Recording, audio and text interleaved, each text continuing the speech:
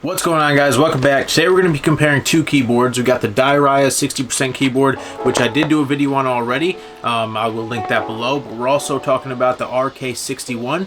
Both 60% keyboards. RK61 slightly more expensive. So we're going to dive into whether or not you should spend the extra money on this, or if you should be okay with the Dierya.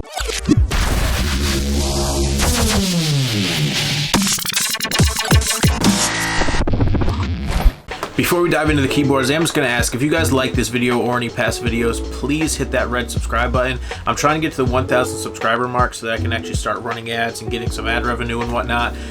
That'll help me, one, do this more often. I want to be able to make videos all the time. I'm having a lot of fun with the videos I'm making lately.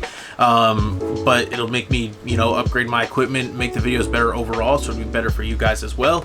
Completely free to you. I'm just asking, if you like the videos, please hit that subscribe button. I really appreciate it. Let's get into the video.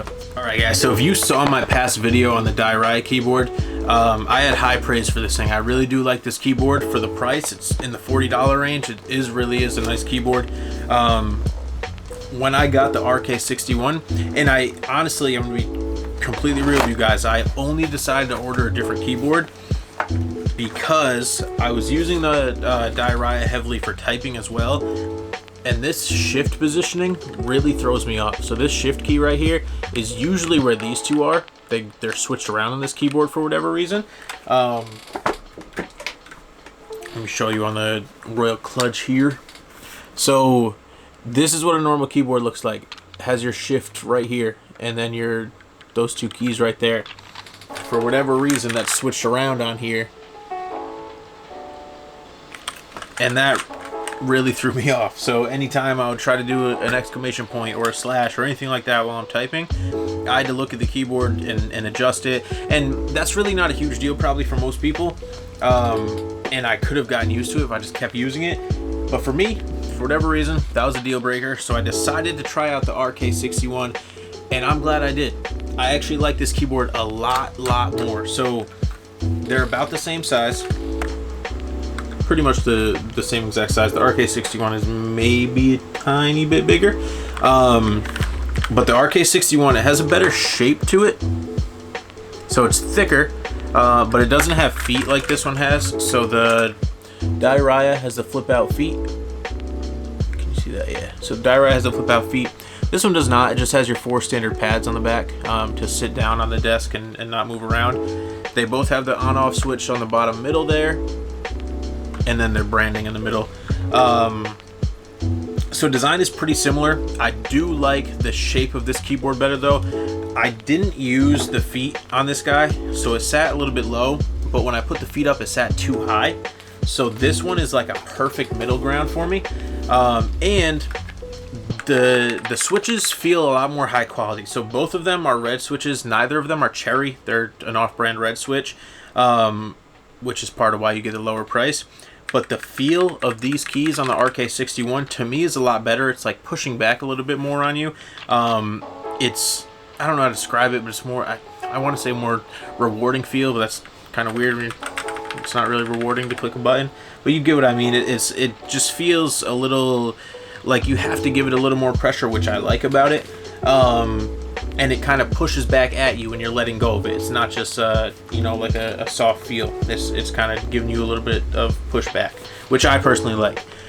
Besides that, the keys are softer on the Dierya. It's like a harder plastic on the RK61, but I don't mind it at all. I will probably end up getting some Tai-Hao keycaps for the the gaming keys on the left side here, because I do like that rubberized feel. But I've been using it for 3 or 4 days now, just the standard keycaps, because I really like how the white looks, and it's been perfectly fine for me. Another thing to go along with how the white looks, the RGB looks a lot nicer on the RK61. So I do think the lights are a little bit brighter on the RK61, but the way they look with the white keys and the white keyboard in general is so much nicer than the black one. This RK61 does come in black, but I 100% recommend the white one just for that look. I run a cotton candy colorway with my mouse, my keyboard. So the white mouse with the white keyboard, they both do have a plastic body, so neither of them are aluminum or any type of metal or anything like that. So I mean, I guess essentially they could break if you really put pressure on it, but they feel super sturdy, especially the RK61. This one is, so on the bottom of the RK61, it's a little bit thicker than on the Dierya, so it is definitely a stronger plastic, or it's just a thicker plastic, so it's stronger. But it feels really good. It doesn't flex or anything when you bend it. Obviously, I'm not going to try to break it, but it feels good. It also, one thing, it's again a little accent, but one thing I really like, this is just a plain spacebar. I wanted to replace the spacebar on the Dierya because it had their branding, had their crown logo right there, which I was not a huge fan of. So I do like that the RK61 just has the normal spacebar. It does have their branding on the front right there, which I don't mind at all. It's actually a nice touch. You don't see it too much. Of course, if you're away from your keyboard, you can see it a little bit. But when you're using it, it's below your hands. You don't see anything at all. It's not on the space bar like this one was. I do like that accent a lot. I'll do a little sound test for you just to show you how both of them sound when you're using them.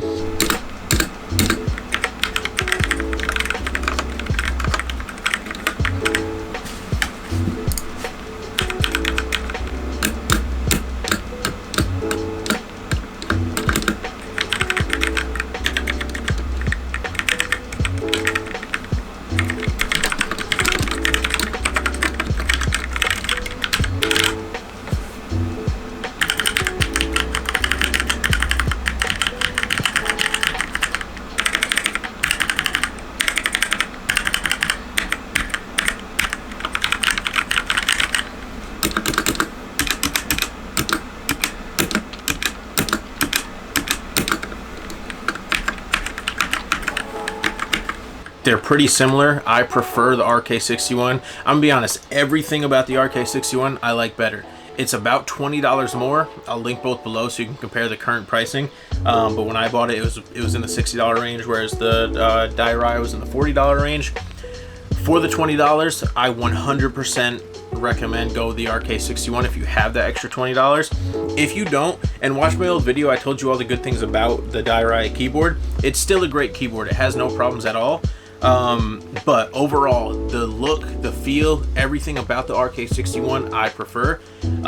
So I would recommend it. I would 100% get the RK61 over the Dierya if you have that extra $20 to spend. If not, get the Dierya, and in that $40 range, I think the Dierya is the best one. It is a really good quality keyboard, and it'll get the job done for you without needing anything extra.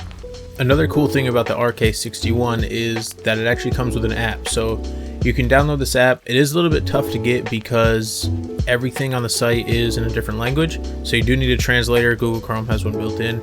But everything on the site is in a different language, so you got to figure out how to download the app. Once you do get it though, it is in English. You can set up different profiles.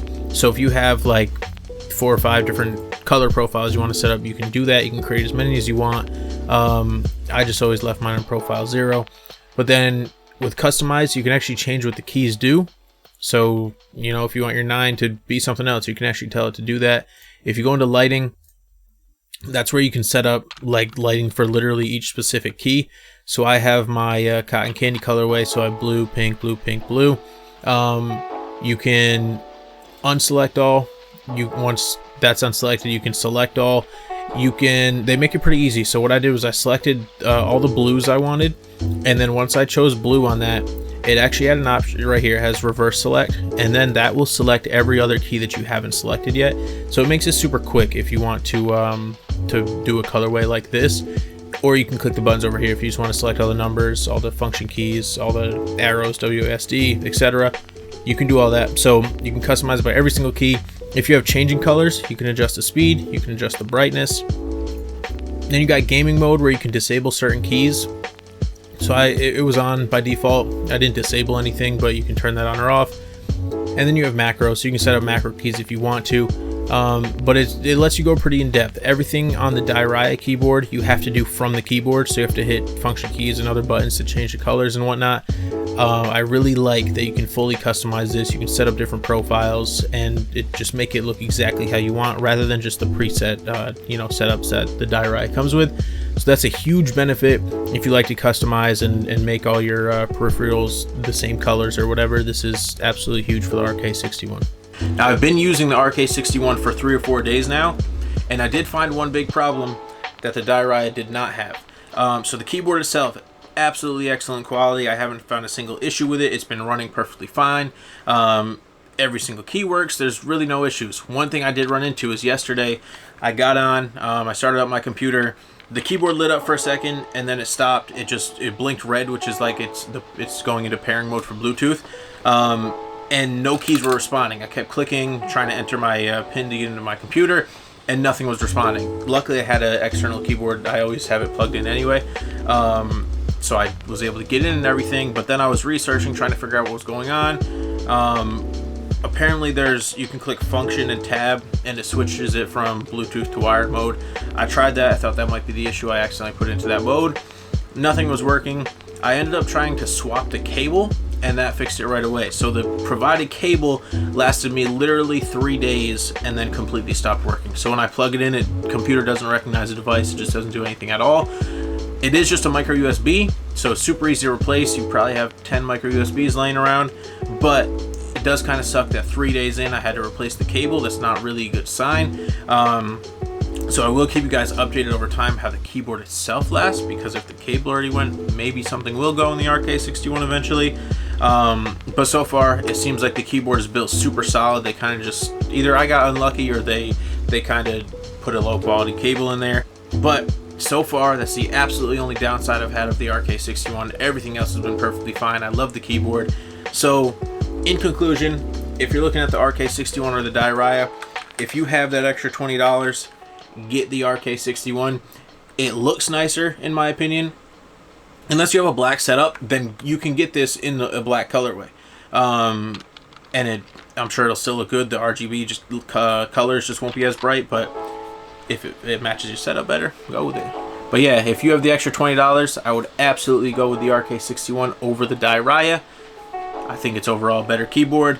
It feels better, looks better. Everything's just a little bit higher quality except the cable. But yeah, RK61 for the win. Thank you guys so much for watching. I really appreciate you. Please hit that subscribe button if you liked the video to see what else I got coming in the future. I've been having a lot of fun with these videos, like I said earlier on. So I'm looking to do them a lot more often. I'm trying to get to that 1,000 subscriber mark so that I can actually put ads in the videos, get some revenue, make the videos better overall. So please hit that subscribe button if you liked it. Thank you guys so much for hanging out. I will see you next time. Peace.